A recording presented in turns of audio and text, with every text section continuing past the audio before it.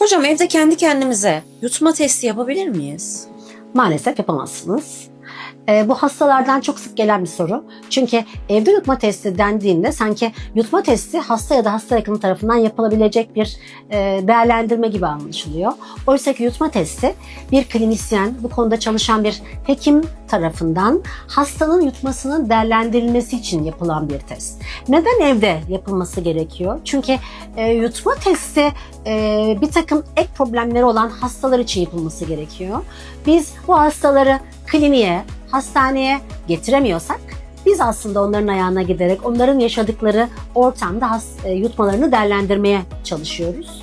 Yutma testi denilen şey hastamızın yutmasının nasıl olduğu, nasıl düzeltilebileceği ile ilgili bize bilgi veren bir test. Bunu değerlendiren bir klinisyen olmak zorunda. Hocam o zaman evde kendi kendimize yapmıyoruz. Hayır, maalesef yapamıyorsunuz.